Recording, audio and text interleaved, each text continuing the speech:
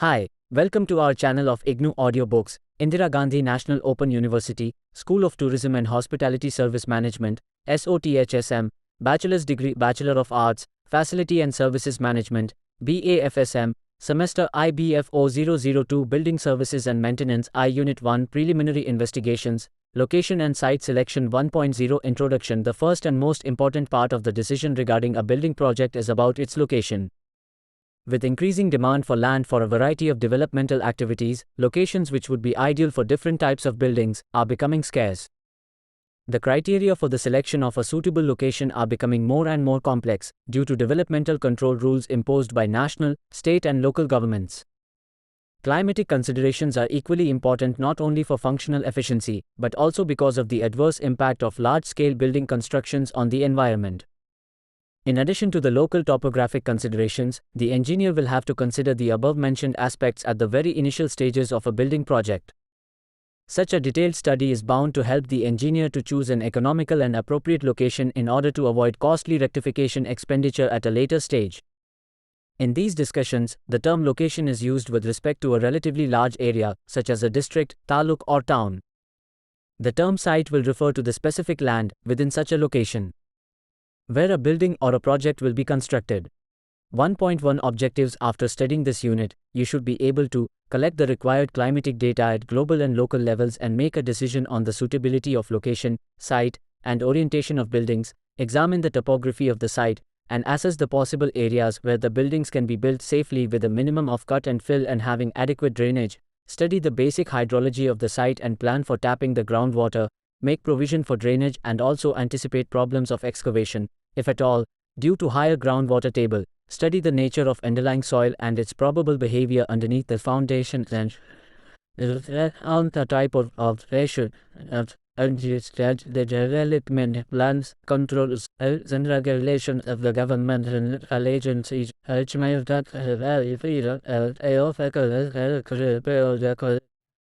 Final location and orientation of a building at a particular site may be governed by these overriding criteria, and appreciate quality and extent of the environmental impact due to the project.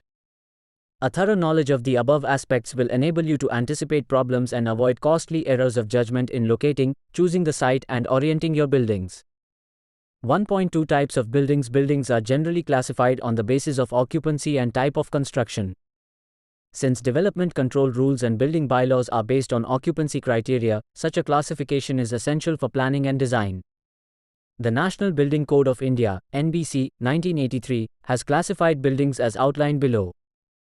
Group A, Residential Buildings. Residential buildings include any building in which sleeping accommodation is provided for normal residential purposes, with or without cooking or dining or bathing facilities. Subgroups have been identified as follows: A1 lodging or rooming houses, A2 one or two family private dwellings, A3 dormitories, A4 apartment houses, flats, A5 hotels. Group B, Educational buildings. These buildings include any building used for a school, college or daycare purposes involving assembly for instruction, education and recreation. Group C, Institutional buildings. These buildings shall include any building which is used for medical treatment or care of persons suffering from physical or mental illness, disease or infirmity, care of infants, convalescents or aged persons and for penal or correctional detention. Institutional buildings ordinarily provide sleeping accommodations for their occupants. Subgroups areas follow: CL hospitals and sanatoria, C2 custodial institutions. C3 penal and mental institutions. Group D, Assembly buildings. This group shall include any building where groups of people congregate or gather for amusement, recreation, social, religious, patriotic, civil, travel and similar purposes. Examples are theaters, motion picture houses, assembly halls, auditoria, exhibition halls, museums, skating rinks, gymnasiums, restaurants, places of worship, club rooms, passenger stations and terminals of air, surface and marine transportation services, recreation halls and stadia. Group A, Business building. Such buildings are used for transaction of business, for keeping of accounts and records, professional establishments, service facilities etc. Examples of this group are city halls, town halls, courthouses and public libraries. Business buildings shall be further subdivided as under E1, offices, banks, professional offices of architects, engineers, doctors, lawyers and other consultants etc. E2, laboratories, research establishments and test houses. E3, Computer installations. Group F, mercantile buildings. These shall include buildings that are used as shops, stores, and markets for the display and sale of merchandise, either wholesale or retail. Subgroups are as follows: FL shops, stores, a market with an area up to 500 m2. F2, underground shopping centers, departmental stores with areas of more than 500 m2. Group G, industrial building. These are buildings in which products or materials of all kinds and properties, excepting those which are hazardous, are fabricated, assembled, manufactured or processed. Examples under this category are assembly plants, laboratories, dry cleaning plants, power plants, pumping stations, laundries, gas plants, refineries, dairies and sawmills. Group H, storage buildings. Such buildings are primarily used for the storage or sheltering, including servicing, processing or repairs, incidental to storage, of goods, wares or merchandise, vehicles, or animals. Examples are warehouses, cold storages, freight depots, transit sheds, storehouses, truck and marine terminals, garages, hangars, other than aircraft repair hangars, grain elevators, bars and stables. Storage buildings are characterized by the presence of relatively small number of persons in proportion to the area. Group J, hazardous buildings. These shall include ally building or part of a building which is used for the storage, handling, manufacture or processing of highly combustible or explosive materials or products which are liable to burn with extreme rapidity and or which may produce poisonous fumes or explosions, for storage, handling, manufacturing or processing which involves highly corrosive, toxic or noxious alkalis, acids, or other liquids or chemicals producing flame, fumes, and explosive, poisonous, irritant or corrosive gases, and for the storage, handling or processing of materials producing explosive mixtures of dust which result in the further division of spontaneous. Other classifications. While the above classification is based on the nature of occupancy, which is important for the functional design of buildings, it is also necessary to have sub-classifications on the basis of fire resistance characteristics. The selection of site for a particular building depends not only on its functional use and fire rating but also on climate, global and local, topography, and the developmental needs of the site. In addition, sociopolitical aspects may also have to be considered. In the various sections that follow, you will learn about the relevant rules and/or requirements. 1.3 Criteria for location and site selection. Selection of the best site available for putting up a structure or groups of buildings to serve a particular function is very important. Appropriate location has a direct effect on A. Cost of the project. B. Accessibility. C. Structural techniques required. D. Extent and nature of site preparation needed. 1.3.1 Basic requirements. Certain basic needs form the basis for judging the suitability of a site for all types of buildings. A. Availability of physical resources such as good water supply, power supply and material supply. B.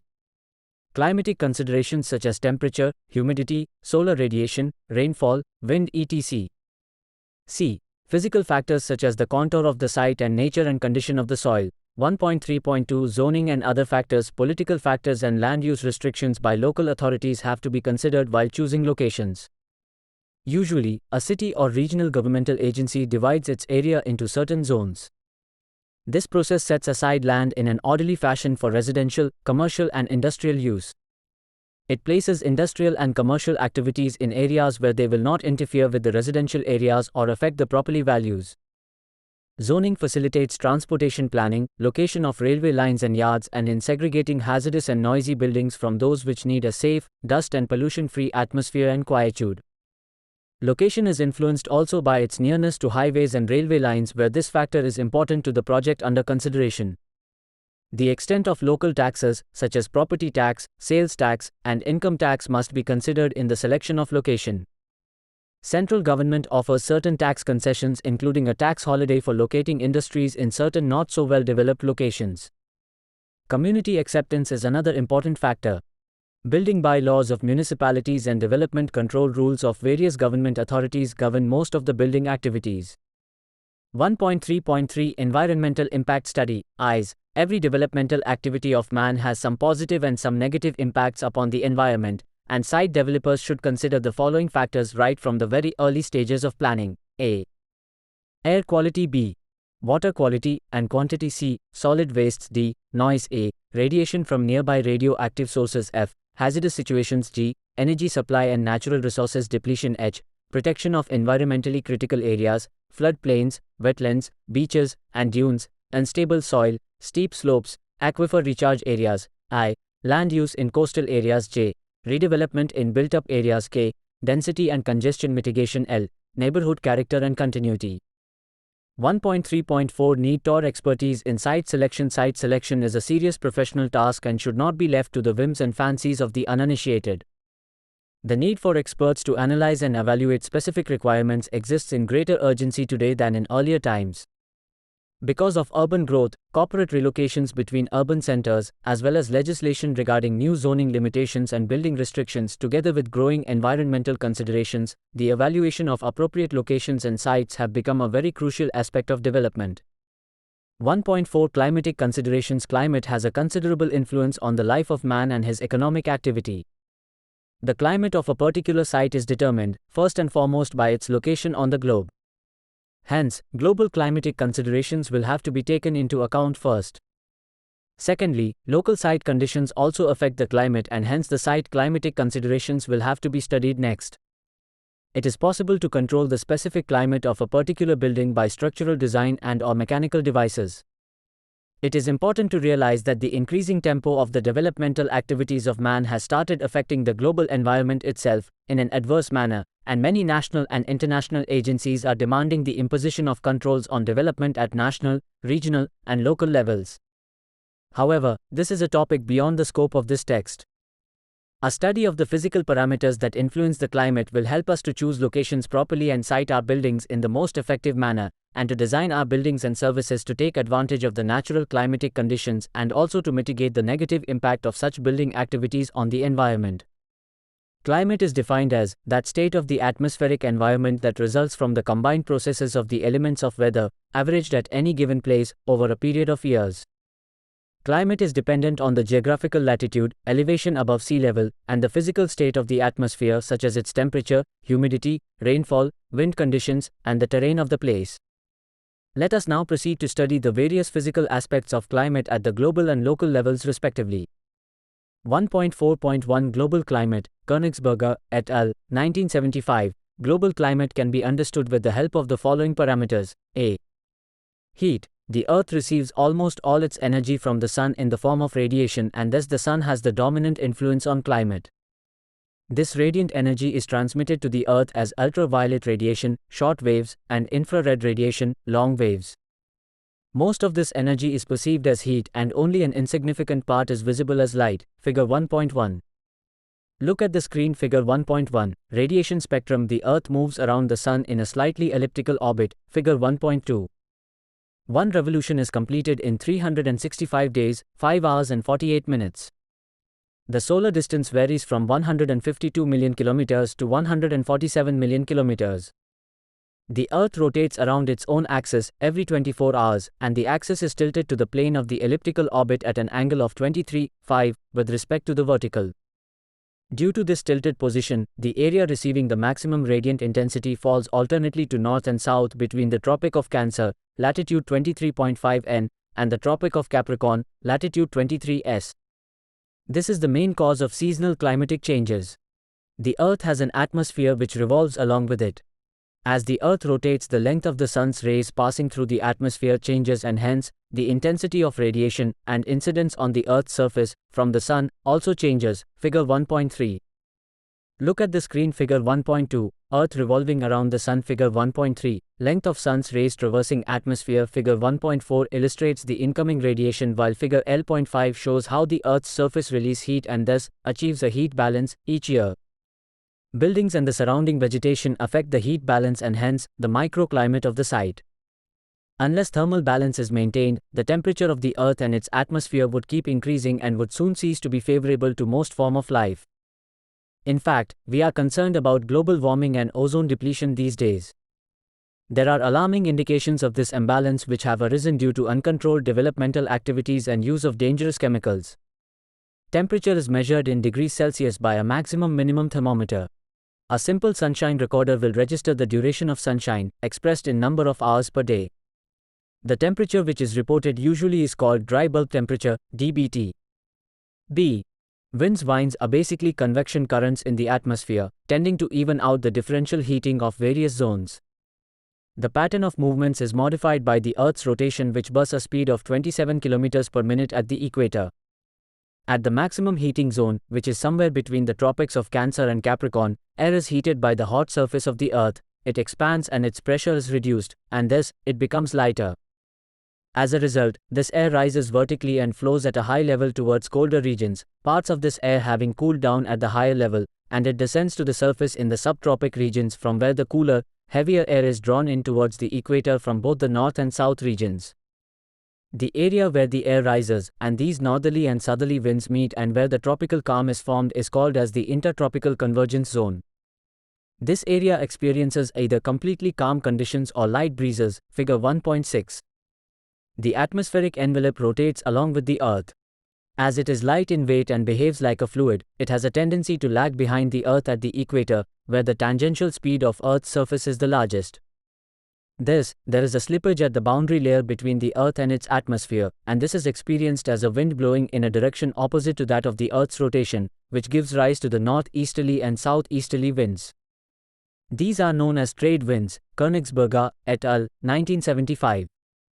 Around 30 feet N and S, there are two bands of continuously high barometric pressure zones, descending air. Winds in these zones are typically light and variable, between 300 N and 500 N, and similarly in the south. Strong westerly winds prevail, blowing in the same direction as the Earth's rotation. The origin of these winds have been explained by the law of conservation of angular momentum of the Earth-atmosphere system. Further, down the poles form 600 N and S, the airflow pattern is similar to that of the equator.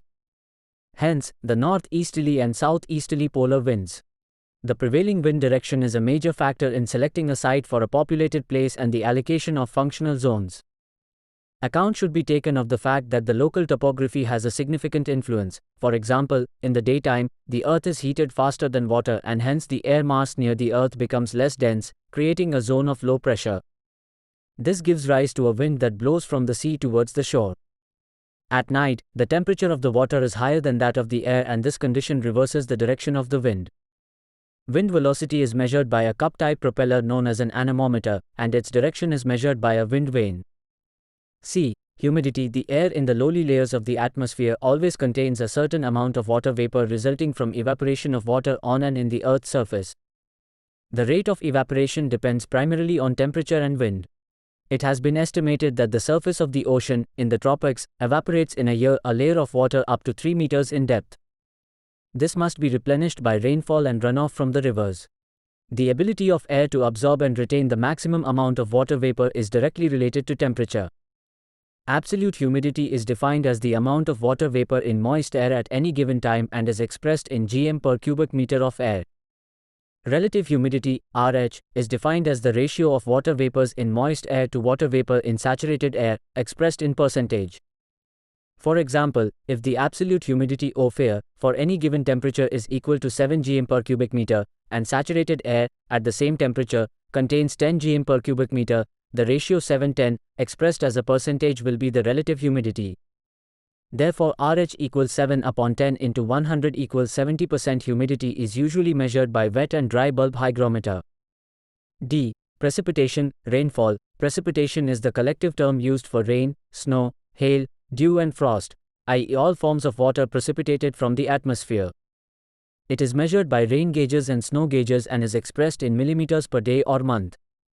E. Climate data. It is important to note that climate at global, regional level is best described by measured data over a period of time, such as sunshine, hours per day, radiant heat, watts per meter square per day, wind velocity, meter, sec, and wind direction, N, Ne, E, Se, S, SW, W and NW, rainfall, mm per month, relative humidity, percentage, and temperature, maximum and minimum in degrees Celsius. It is not easy to understand the nature of a particular climate by merely looking at the vast amount of data collected by the nearest meteorological station. It is necessary to sort, summarize and simplify the available data with reference to the objectives of site selection exercise. This is the best accomplished by adopting a standardized method of graphical representation.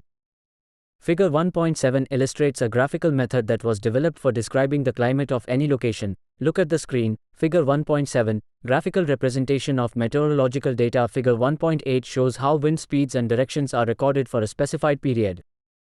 Based on such climatic data, certain zones and belts of approximately uniform climates have been identified and described as under. Königsberger, et al., 1975. F. Classification of climates. Climates can be classified, broadly, as given below. I. Warm humid climate. Warm humid climates are found in a belt near the equator extending to 150 N and 15s. There is very little seasonal variation except for the occurrence periods of more or less rain. Look at the screen, figure 1.8, monthly wind frequency graph. Air temperature is 270 C to 350 C during the day and 210 C to 270 C in the night. Relative humidity remains high at about 75%, but it may vary from 55 to almost 100%. Rainfall is high throughout the year. Annual rainfall can vary from 2000 mm to 5000 mm and monthly rainfall may exceed 500 mm. During severe storms, the downpour may be also as high as 100 mm per hour. Wind velocities are low, calm periods are frequent, but strong winds exceeding 30 meters per second can occur during rain squalls. There are usually one or two dominant directions of wind. Special characteristics of this region are that the high humidity accelerates mound and algae growth, rusting and rotting. Organic building materials start to decay rapidly. Mosquitoes and other insects abound. The thunderstorms are accompanied by frequent air-to-air electric discharges. The subsoil water table is usually high and the ground may be waterlogged. E. Hot dry climate. This type of climate occurs in two belts at latitudes between 150 and 300 north and south of the equator. Two marked seasons occur, a hot and a somewhat cooler period. Air temperature during daytime may reach a maximum of 430 to 490 C in the summer. The night temperature will range from 270 to 320 C during summer. During the cool season, the daytime temperature reaches 270 to 320 C. Nighttime temperature may vary from 00 C to 180 C. The relative humidity varies from 10 to 55%. Rainfall is slight and variable throughout the year from 50 mm to 150 mm per minute. Flash storms may occur over limited areas with 50 mm rain in a few hours. Winds are usually local and whirlwinds are often created. Winds are hot, carrying dust and sand, and often develop into dust storms. The soil is usually dusty and very dry. The subsoil water table is very low. The high daytime temperatures and rapid cooling at night may cause materials to crack and break up since the daily temperature variation reaches 170 to 220 C. E. Monsoon climate. Monsoon climate occurs over large land masses near the tropics of Cancer and Capricorn, which are sufficiently far from the equator to experience marked seasonal changes in solar radiation and wind directions. Our capital, New Delhi, is subject to such a climate. Approximately 1/3 to 2/3 of the year is hot and dry, and the other third may be warm and humid or cool and dry as the latitude increases from the tropics. Daytime temperatures in the hot and dry seasons will vary from 320 to 430 C. Nighttime temperatures may be 210 to 270 C. During the cool and dry seasons, the daytime temperature may dip down to 4 feet to 10 degrees Celsius. Relative humidity during dry period rises from 55 to 95%. Rainfall varies from 500 to 1,300 mm per year, with 200 to 250 mm in the wettest month. There is little or no rain during the dry season. Winds are hot and dusty during the dry period. Wind changes direction in the beginning of the warm humid seasons, but monsoon winds are fairly strong and steady. There is a risk of soil erosion during monsoons. In the dry season, strong ground glare is experienced. Seasonal changes in relative humidity cause rapid weakening of building materials. Dust and sand storms may occur. Termites are common. IV. Other climates. Mountain regions and plateaus, more than 900 to 1,200 meters above sea level, experience special climates, as also the coastal regions and islands. Site selection and orientation of buildings, and the selection of building designs will have to be suitably adjusted to suit such climates. 1.4.2 Site climate. Königsberger, et al., 1975. Knowledge of the climatic zone to which a site belongs is indeed important, as explained earlier. But every city, town or village, and even a precinct in a town may have a climate of its own, which is called the site climate. Factors which may cause local deviations from the zonal climate are I. Topography, slope, orientation, exposure, elevation, hills and valleys at or near the site, nearness to sea, lake, etc. E. Ground surface, whether material or man-made, IQ, reflectivity, permeability and soil temperature which affect vegetation. E. Objects, such as trees, tree belts, walls and other buildings, they influence air movement or may cast shadows. A logical method will be follow the sequence of global climatic conditions examined in the previous section and see how each of the above factors will affect them. Following guidelines are available for guidance, decision-making. The air within 2 meters of the ground is significantly affected by solar radiation and reflection from ground. If the lower layers become hot enough, upward movement of an eddy of warmer, and hence, lighter air, will take place. At night the heat of the ground is lost faster than that of the air above. The direction of heat flow will be reversed from the air to the ground. The reflection factor of the underlying surface is important in this regard. Reflectivity of concrete is 30 to 45%, of limestone is 50 to 65%, of rough grey asphalt is 25%, and of newly cut lemongrass is 20%. Thus, providing lemongrass around large buildings is not a luxury, but a necessity. The most difficult conditions are to be observed in urban areas where the surface of buildings and pavements provide additional sources of reflected heat. The mean ambient temperature of cities is higher by 80 C or so than in rural areas nearby. From the standpoint of site climate, asphalt is the most unfavorable material. It contains noxious substances harmful to man, and it is airtight and gas-tight. Thus, it has a negative effect on soil, a harmful influence on vegetation, and in general raises the ambient temperature. Also, accounting for higher temperatures in cities is the blanket of smoke over the cities which retards the escape of reflected radiation. It is advisable to minimize the use of asphalt and smoke emanating vehicles and industries in cities. Rimsha, 1976. The phenomenon of heat flow from the air to ground which often occurs in the nights is referred to as temperature inversion. Cold air tends to settle in the deepest depressions and down the hill and along the floor of sloping valleys. Topography can thus strongly influence air temperature. A difference of 50 C to 0 degrees C can occur in a height of 7 to 8 meters. It is better to avoid locating buildings in valleys, and it is advisable to build large buildings on level grounds. Relative humidity depends as much on the air temperature as on the actual amount of water vapor in the air. During the day, as the lowest layer of air is being heated by the ground surface, its relative humidity is rapidly decreased. The rate of evaporation is increased if there is water available to be evaporated. An open surface of water or rich vegetation would provide an abundant supply of water. At night the situation is reversed. As the lowest layer cools, its relative humidity increases, the point of saturation is soon reached, and with further cooling the excess moisture condenses out in the form of dew. When the dew point temperature is reached, the formation of fog will start, and if there is no air movement, a deep layer of 40 to 50 centimeters fog can develop near the ground. This affects the visibility prevailing on transportation network, particularly at the airports. Where the ground changes level by more than 300 meters, the windward slope can be expected to receive more than the regional average of rainfall and the leeward slope correspondingly less. Figure 1.9. This is due to the phenomenon that the air mass is forced to rise up the hill by the prevailing wind, and as it rises it cools and can no longer support the moisture carried by it, and hence, rainfall is induced. Regarding the behavior of wind on a hilly site, the greatest wind speeds will be experienced on the crest of the hills. Small valleys and depressions will normally experience low velocities, except in valleys which are oriented in the direction of the wind. In regions where wind can provide a welcome relief from sultry weather, the crests and windward slopes are preferable as building sites to the leeward sides of hills. Large stretches of water can give rise to the local coastal breezes. Onshore breezes, from water to land, during the day may lower the temperature by as much as 100 C, but are likely to increase the humidity. It is obvious, buildings should be broadly spaced for adequate breeze penetration. As a rough guide, spacing between long roofs of buildings should not be less than 5 times their height. 1.4.3 Urban Climate, Königsberger, et al., 1975. Over and above the global climate and site climate, man-made environments, such as in towns and cities, can create microclimates of their own, which may be termed as the urban climate. The factors which cause deviations in regional climate are the following. A. Changed surface qualities. Pavements and buildings increase the absorption of solar radiation and reduce evaporation. B.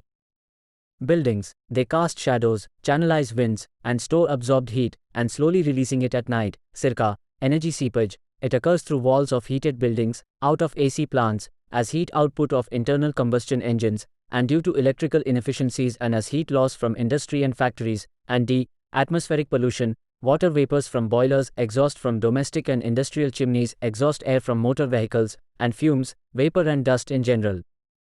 The extent of deviations with respect to the site climate can be substantial.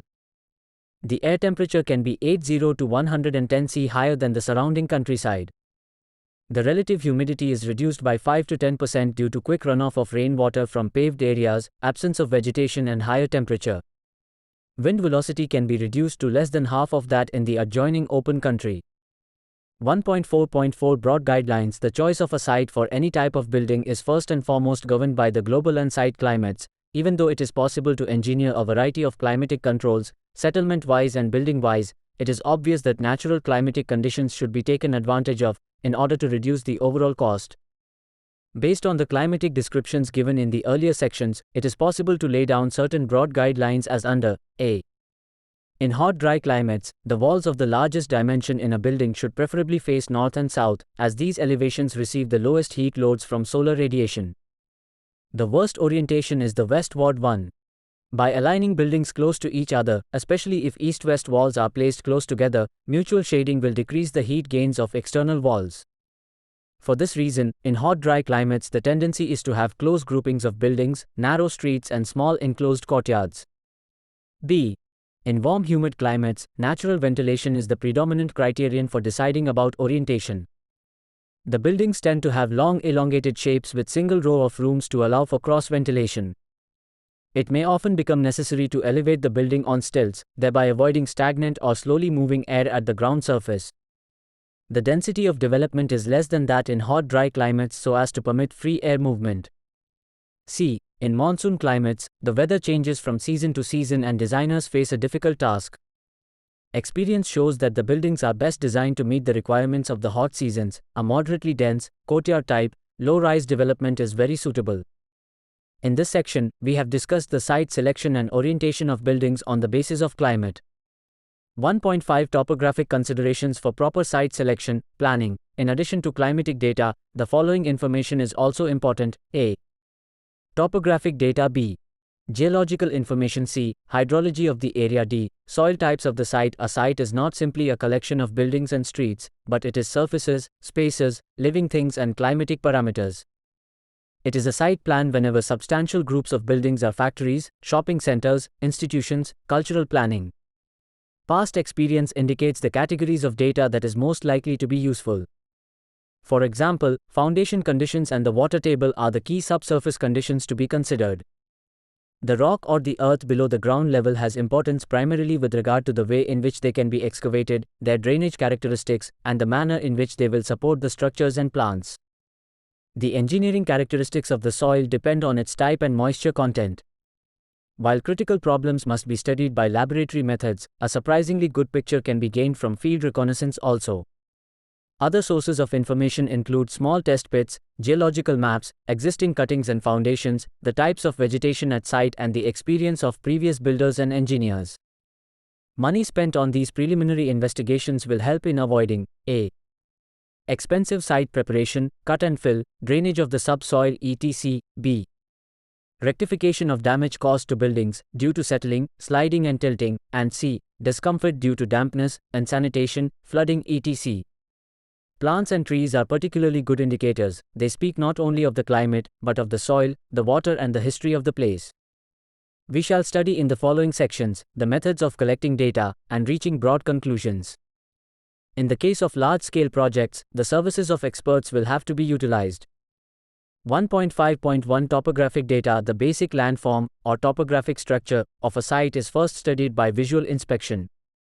If need arises, detailed maps are to be prepared. The following list presents the features of topography, which are important. A. Elevation above sea level. B. Orientation of the site, e.g., east to southeast etc. C. Slopes in percentage, 0% to 3%, 3 to 8% etc.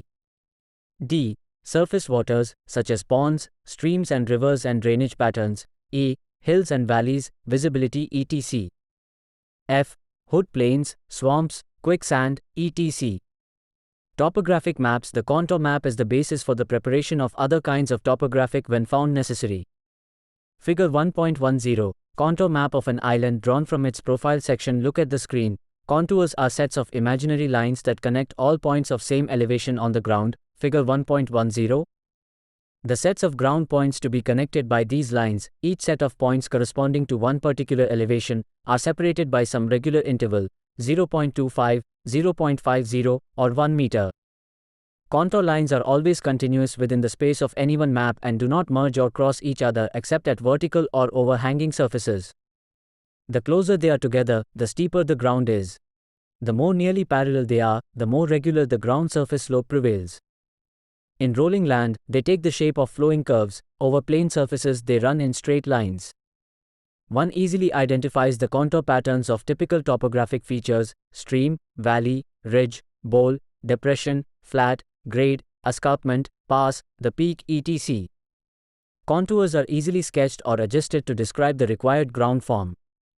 An easy familiarity with these patterns is essential for a site planner. While contour maps are the standard way of representing ground form, there are other methods. One is to record the spot elevations of key points on the ground, the crests, valley bottoms, breaks in grade, flow levels of structures, etc. This record may be made more useful by giving the elevation of every intersection point of some imaginary grid, a method often used for precise calculations in small areas. The old method of hachures is still sometimes used, in which short lines, perpendicular, rather than parallel to the slope, are drawn side by side the curving runs. Their direction points directly up or down the hill, their length indicates the length of the slope, and their closeness together shows the steepness. They demand skillful drafting. If well done, they give a vivid picture of the general terrain. The visual exposure of a single point or the relative exposure of a land area can be analyzed and plotted. Figure 1.10 is a single point analysis that displays with dark grid lines areas that can be seen in 360 degrees. When one is standing at a point of observation. Such diagrams have been utilized to locate restaurants and water towers in hill areas. Joseph de Chiara, et al., 1978. Topographic surface: the boundary between earth and air is the richest in living things. It has a particular implication for site development. The gradient of paths, the flow of utilities, the use of areas, the disposition of buildings, and the visual aspect are all affected by it. The designer must grasp the character of the landform as a whole and identify its key points for the purpose he has in mind. In most cases, the existing topography has an underlying order brought about by the flow of surface water. Kevin Lynch, 1971. Slope can be classified according to their potential use, such as, a flat ground can be used for intensive activity. Slopes over 10% require considerable effort to climb, and to erect buildings on them, more complicated form and foundations and more difficult utility connections are required. Another critical aspect of ground form is the way in which it limits orientation by means of roads, gravity-based utilities, such as sewers. Grades under 1% are difficult to drain naturally by gravity. 1.5.2 Geological information engineering works may succeed or fail according to how well we understand the geological process having occurred at the area, site. The topography, geology of the bedrock and surface deposits, and the hydrology are factors which are to be considered in planning, designing, and construction of engineering structures. In this section, we will study the geological aspects that govern the site selection process, such as a. Ground stability and its relevance to the foundation design for various structures. B. Ease and cost of excavating different kinds of formations. Ground. C. Susceptibility of various kinds of pound to erosion. Determining the geology of an area for engineering purposes involves more than merely locating and indicating the kind of surface deposits and rock formations. The relationships between these must be determined in order to learn about their geological history. The Earth's crust began solidifying some 4.5 billion years ago. As the crust developed into a solid formation, water vapor, nitrogen, carbon dioxide, and other gases gradually escaped from the Earth's interior through vents in the slowly cooling crust.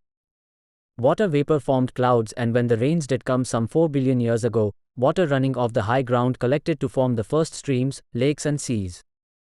It was in the seas that life began, and not until the photosynthesizing organisms evolved did oxygen become a constituent of the atmosphere. The gradual evolution of life was of increasing diversity and complexity. In the course of the next 3.5 billion years, slabs of the Earth's crust thickened and broadened to form the present continents. The evolution of higher forms of life and the development of the biochemical process, so important today in weathering and soil formation, took place in the last 500 million years, Most of the surface deposits and soils which are of interest to the engineers were formed in the past few million years, and many influences upon these materials date back to less than 10,000 years, and 1972. The loose deposits covering the bedrock are called surface deposits. They are composed largely of mineral matter, like the bedrock from which they are derived. Their thickness may vary from 3 to 30 meters. Most surface deposits are sediments weathered from bedrock in one area and transported by water, wind or ice to another area. Because of this, they are often unrelated mineralogical to the underlying bedrock. Some surface deposits are non-transported layers, and they are, as such, called residual deposits. Still other non-transported deposits are formed by the accumulation of organic matter at the location. Accumulation of plant material forms peat. Weathering of surface deposits causes the development of layers of different types of soil. Thus, at a building site, we may find surface deposits as well as weathered soils which are relatively modern. The engineering properties of the soil layers depend upon the nature of weathering, moisture content, degree of fragmentation, and to a certain extent the chemical nature of salts present in them. Soil engineering is the subject which deals with such phenomena. Apart from this, the stability of large structures, such as dams, is influenced by geological features like faults in the Earth's crust. Changes in the crust really occur on a gigantic scale, resulting in earthquakes, eruption of volcanoes, faults, and creation or disappearance of large land masses. The ground on which we build is, geologically speaking, really unstable, but then human knowledge is growing steadily to cater, to some extent, to such extraordinary forces of nature. Structure of the rocks, bedrock, the parent material of surface deposits, and ultimately of soils, is classified according to mode of their formation: igneous, sedimentary, and metamorphic. There are many varieties of each kind depending on the minerals in them and their texture. Igneous rocks were once molten lava. Granite is a typical example. Sedimentary rocks were once unconsolidated sediments, and subsequently these became compacted and firmly adhered to each other to form a rock. Some such rocks are chemical precipitates like limestone and dolomite. Sandstones and shale are other examples. Metamorphic rocks are those that were once either igneous or sedimentary, but were subsequently altered or recrystallized by heat and/or pressure at great depth in the Earth's crust.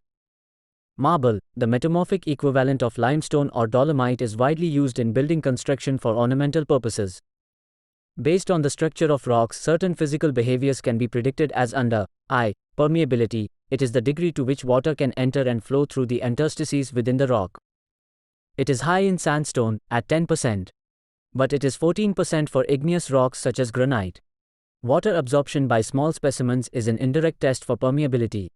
Specimens of igneous rocks may absorb water only up to 1 to 2% of water of its weight. E. Fractures are structural characteristics of a rock that influence its weatherability. Fractures in massive igneous rocks, fissures and cracks, have preferred directions, and water which may carry dissolved acids seeps into such cracks and reacts with rock walls, causing chemical alterations. Few sedimentary or metamorphic rocks are massive, and most of them are stratified. Water can seep along the bedding planes and open up further fractures and damage these rocks faster. E. Freezing and thawing of water and hydration of minerals are major factors in the weathering of all types of rocks. IV. Erosion of rocks takes place by the action of wind and water. Shale is easily eroded, and sandstones are susceptible to erosion by rain. Ground stability. Ground stability is dependent on numerous variables, one of which is slope. Rocks in which bedding planes or fractures deep in the same direction as the slope of the hill are dangerously subject to landslides, particularly if water can enter these fractures. When a cutting is made in rocks for roads and foundations, horizontal bedding planes, even in poorly frosted sandstone, often give near vertical faces, which are stable. Heavy rain, especially after a drought, saturates the material forming the slope, and thus, increasing its mass and the gravitational pull, and the reduced friction between the joints, due to water thus, initiate a rock slide in hilly regions.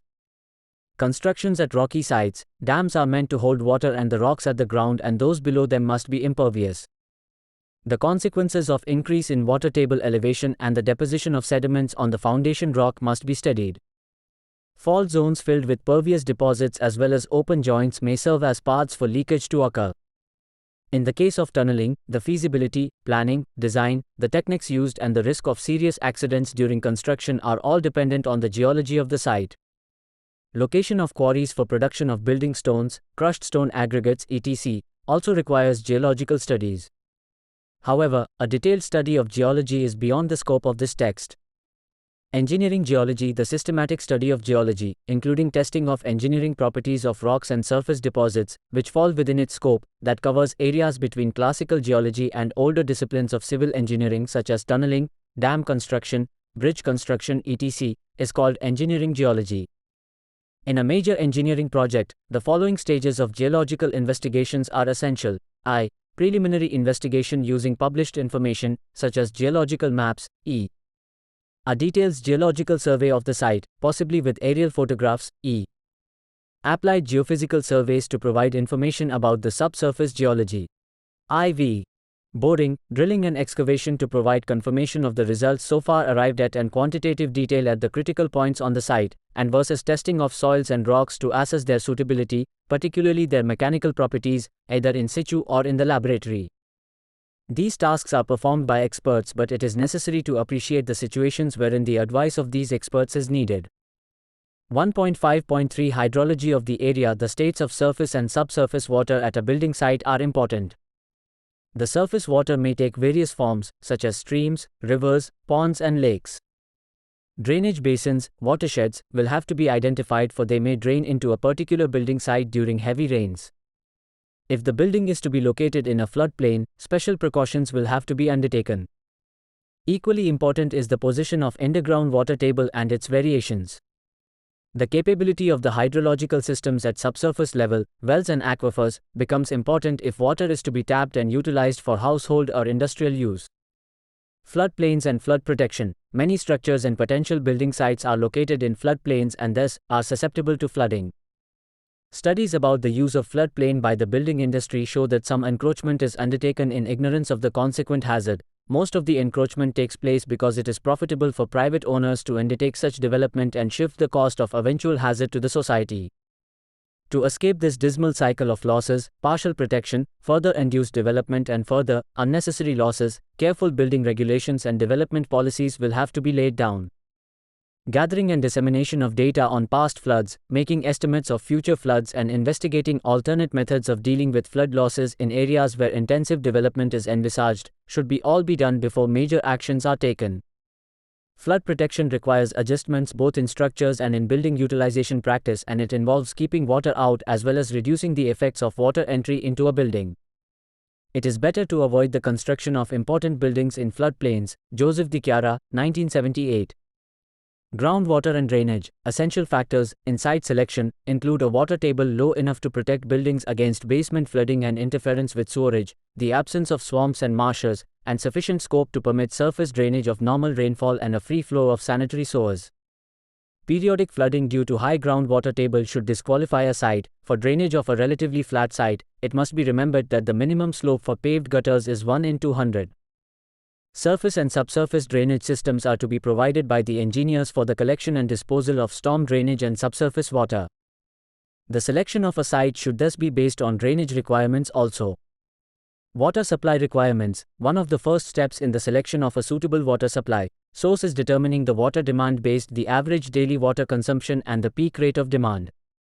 Protected water supply, under pressure, from municipal sources is not to be taken for granted. Supply from shallow or deep wells has to be planned for. The importance of a sanitary survey of water sources cannot be overemphasized. Persons trained and competent in public health engineering and in the epidemiology of waterborne diseases should conduct this sanitary survey.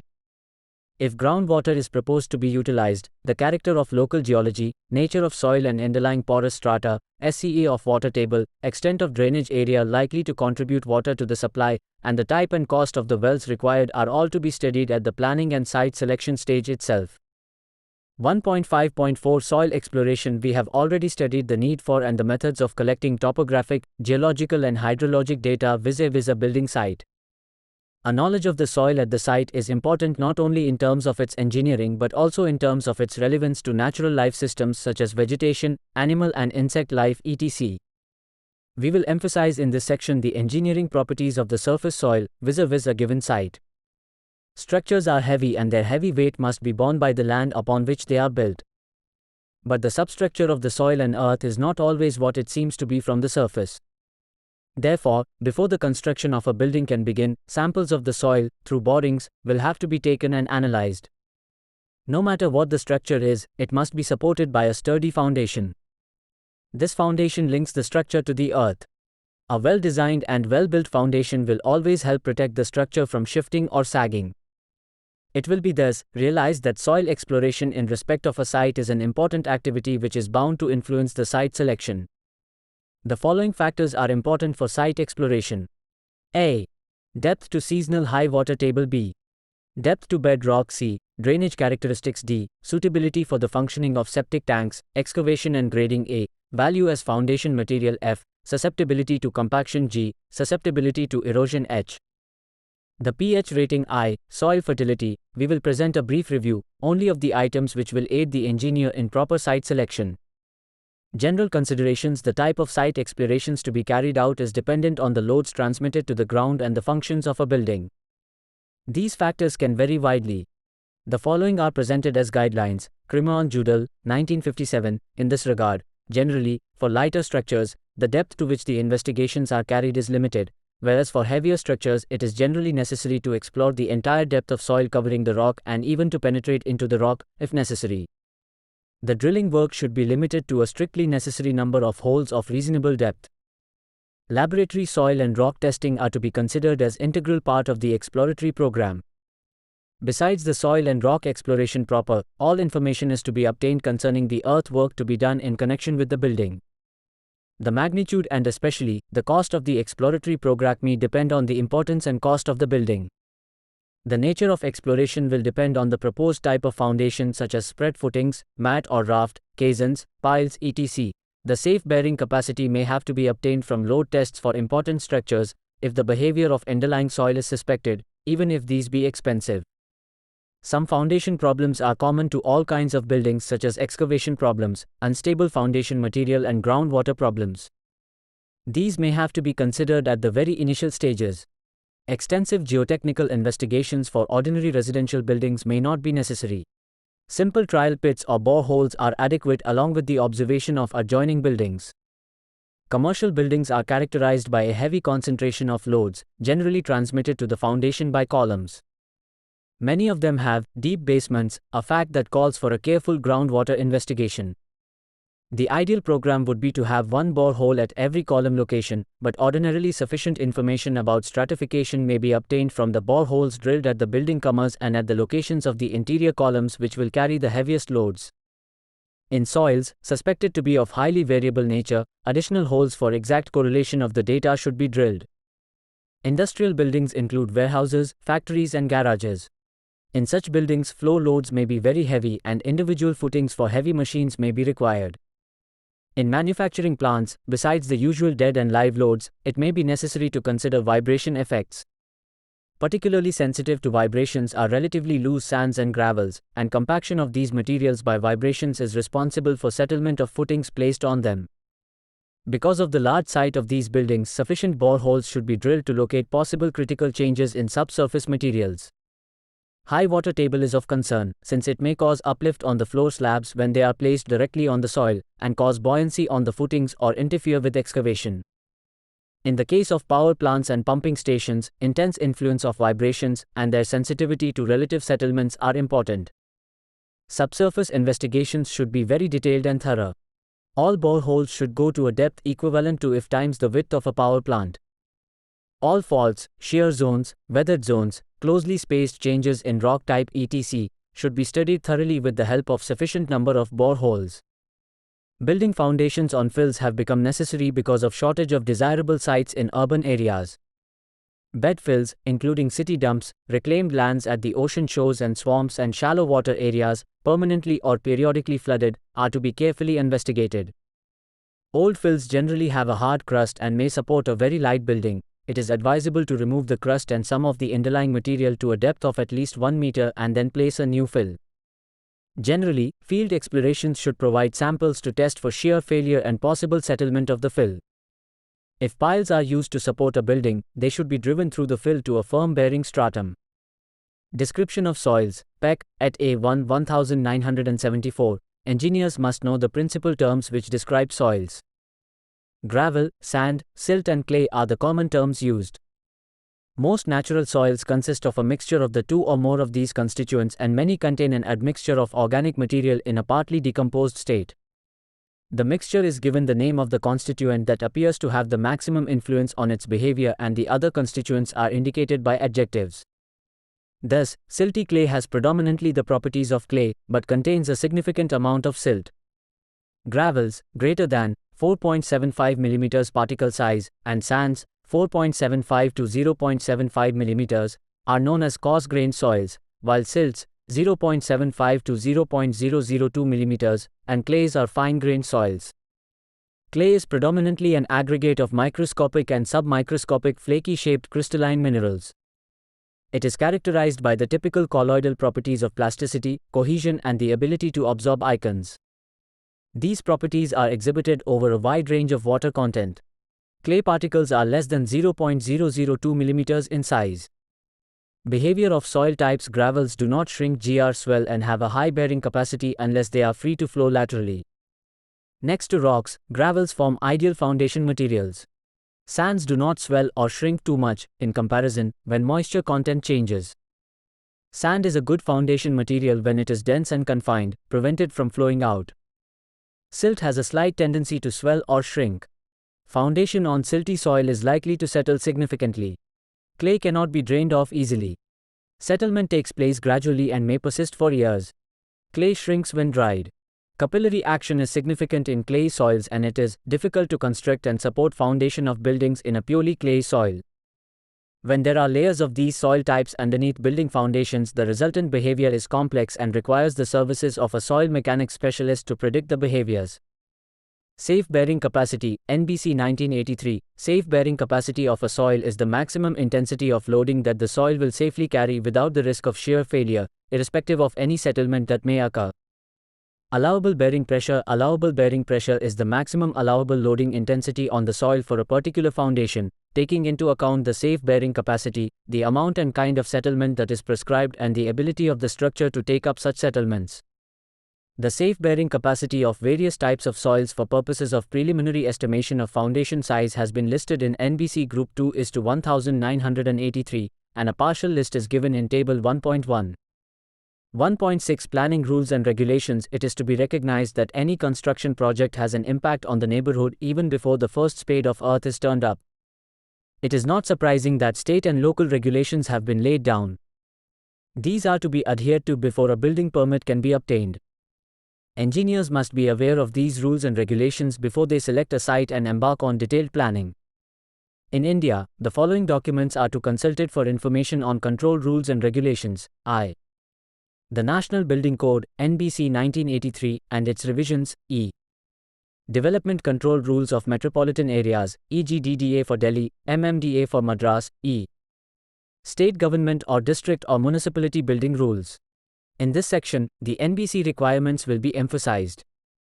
Engineers will have to consult the other relevant documents which are applicable to their local areas. All development projects have values attached to them, and a wrong site selection may adversely affect the value of the project. Value of a construction is the price a prospective buyer is willing to pay and seller is willing to accept. The purchase price of a site is really only the beginning. Part of the value analysis is a real estate parcel. Every parcel of property is subject to property tax, which, although levied by the local government body having jurisdiction over the property, may include, in addition to the local municipal authority, state and regional authority for taxes and levies. This aspect must be given adequate attention by the owner, while relevant control rules will influence the planning and development of the project by the engineer. 1.6.1 NBC Rules and Requirements, NBC, 1983. Such rules and regulations which affect the selection of site alone are listed as follows. Limitations of build-up areas and heights of buildings are achieved by specifying them in terms of floor area ratio, FAR. The FAR is the quotient obtained by dividing the total covered area, plinth area, at all the floors by the area of the plot. FAR equals total covered area of all floors divided by plot area. A. Residential zone, including residential with shop lines at ground floor. B. Commercial zone, both local and district areas. Circa, industrial zone, consisting of service, general and special industries. D. Green zone, including ribbon development along roads. E. Special reservations for governmental, defense and transportation purposes. The various building uses and occupancies permitted in the various zones shall be as given in the master plan of the area, which is to be consulted before the selection of a site. Development on plots shall be permitted only when it is accessible by a public street of width not less than 6 meters. For high-rise buildings and buildings other than residential buildings, additional provisions of means of access shall be ensured as outlined below. A. The width of the main street on which the building abuts shall not be less than 12 meters and one end of this street shall join another street, not less than 12 meters in width. B. The main entrance to the plot shall be of adequate width, 4.5 meters to allow access to a fire engine.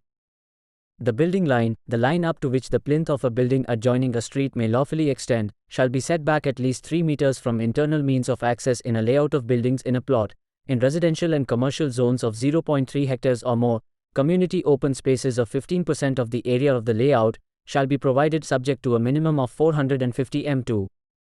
In industrial zones of area 0.8 hectare or more, 5% of the area shall be reserved for amenity open space and parking space. Where such amenity open space exceeds 1500 m2, the excess area can be utilized for construction of banks, canteens, and welfare centers etc. Each residential plot shall have a minimum size, frontage as under, type, plot size, m2, and frontage, m.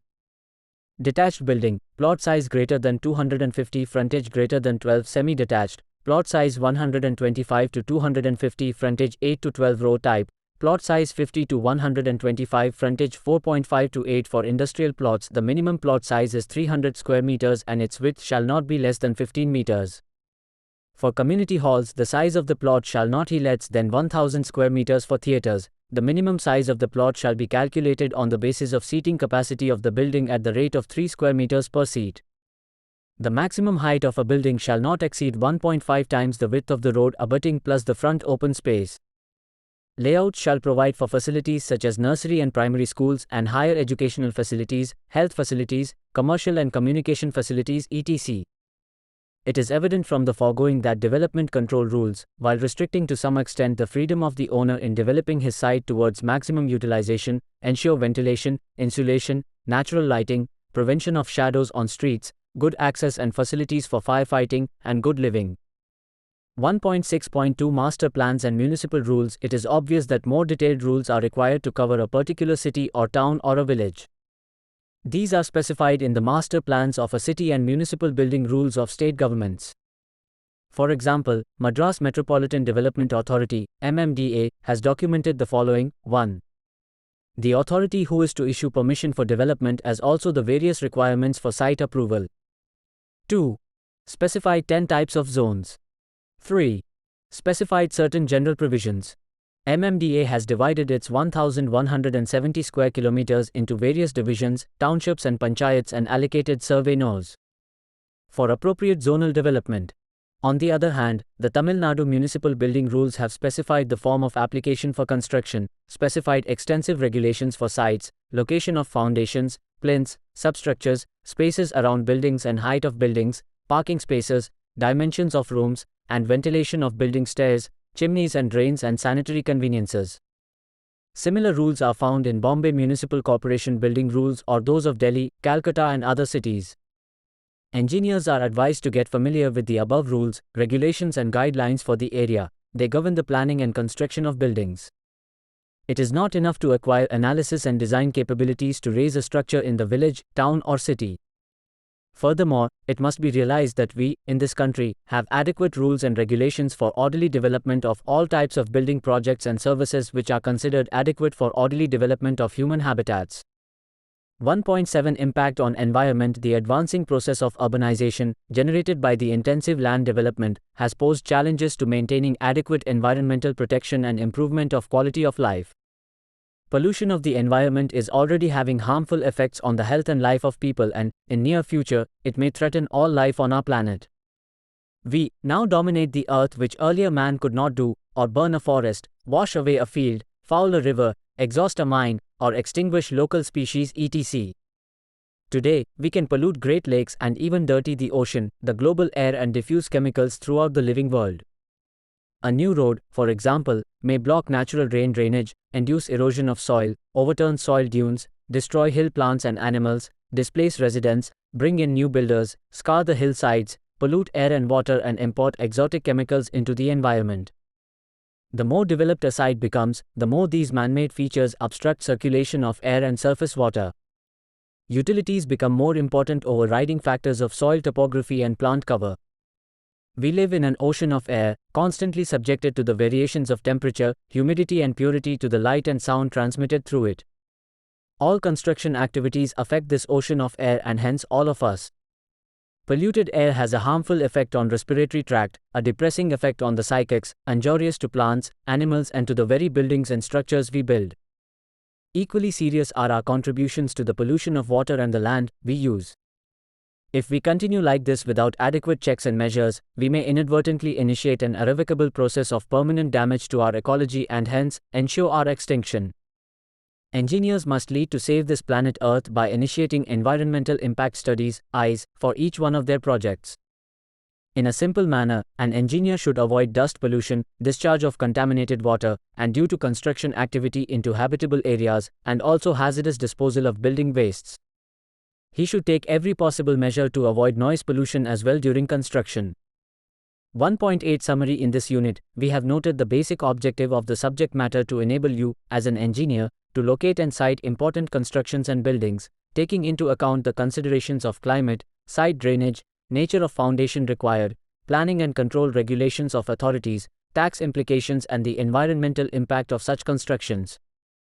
First, we have noted the various types of buildings classified on the basis of their occupancy. For the location of a project in a state, or district, or town, it is necessary to consider zonal climate, taxation regulations, availability of transportation including railways, zoning regulations of the competent authority and community acceptance. Site selection depends upon local climate, site drainage and availability of physical resources such as water, materials and labor, and also the local topography. We have noted how different climates come about, which is due to the tilting of the Earth's axis in its revolution around the Sun, the differential heating of the tropics and consequent winds. We have also noted how much of solar radiation reaches Earth at different times. The climates in tropical zones have been classified as warm humid climate, hot dry climate and monsoon climate, and we have understood their broad features. Elevated places have special climates. We have noted that site climate and urban climate can be different from zonal climate of the area due to topographical features, hilly, deep depressions, man-made surfaces, heavily built up, wooded. Wind speeds register a decrease, and air temperatures register a rise in built-up areas where industries are present, etc. We have noted the broad guidelines for the orientation of buildings in the three tropical climates. We have also noted how topographical features are represented on paper, e.g. contours, slopes, so that we can note the implications of cut and fill, and drainage. We have looked at the importance of geological considerations when large and critical structures such as dams are being planned. Rocks have been classified and some elementary but important characteristics of rocks have been identified, such as water absorption and fracture. The implications of identifying and planning buildings in flood-prone plains have been seen. Flood protections measures are needed as well as measures for draining the accumulated rainwater are essential. Water supply requirements form a very essential part of location and site planning exercise. Groundwater sources should be investigated for purity, adequacy, depth of availability and type of wells needed. Soil below the surface where a building is going to be built should be investigated thoroughly for all projects except ordinary ones. Observations normally to be made at site include water table depths, drainage features, suitability for septic tank construction, suitability as foundation soil, erodibility, consolidating nature, alkalinity or salt proneness, and fertility. For important projects, a geotechnical investigation is required, for which bores are made, and expert assessment is done. The extent to which boreholes are to be made is noted. A brief description of different types of soil is given. Safe bearing capacity of soil is defined. Typical safe bearing capacity values of different types of soils are available from tables. Brief introduction on the role of bylaws and regulations of local authorities are noted. A little more detailed presentation of National Building Code prescriptions is noted in terms of FAR, land use zoning, access-related controls for construction, amenity areas to be provided in land zoning to different types of occupancy, height regulations, etc. More detailed rules and regulations are to be obtained from locally governing bylaws. We have noted the possible impact of constructions and structures on the environment and the engineer's obligation to minimize air, water and land pollution. Thank you. Subscribe to our channel for more updates, and we will see you with the next chapter.